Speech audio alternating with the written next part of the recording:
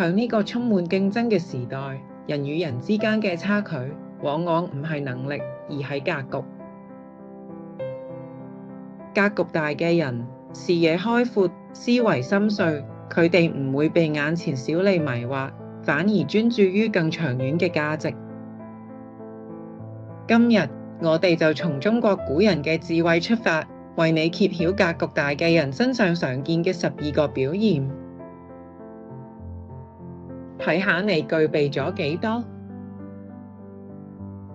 第一，不爭一時之利。佢哋深知小利不爭，大道不偏，唔會為營求小利斤斤計較，反而將目光放喺更重要嘅目標上。第二，能容人之過。格局大嘅人明白，人非聖賢，孰能無過。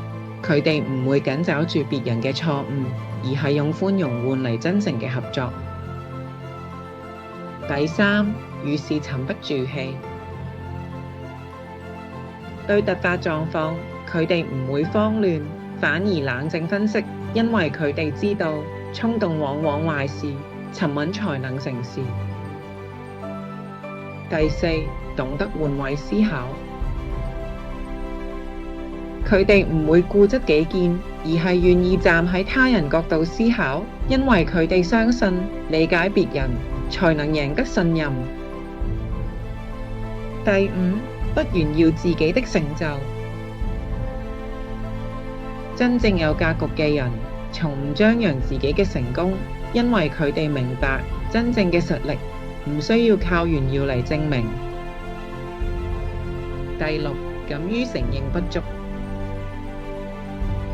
佢哋唔怕暴露自己嘅弱點，反而虛心學習，因為佢哋知道改進先至係進步嘅開始。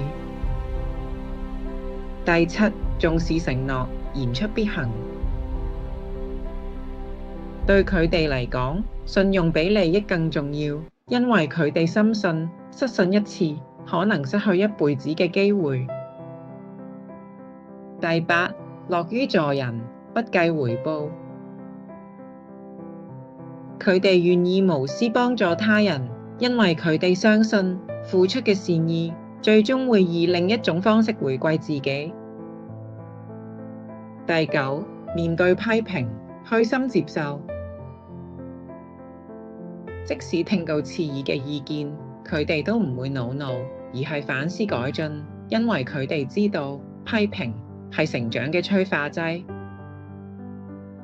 第十，眼光長遠，不急功近利。佢哋願意為未來鋪路，哪怕短期睇唔到成果，因為佢哋堅信時間會獎賞耐心嘅人。第11，在逆境中依然保持樂觀。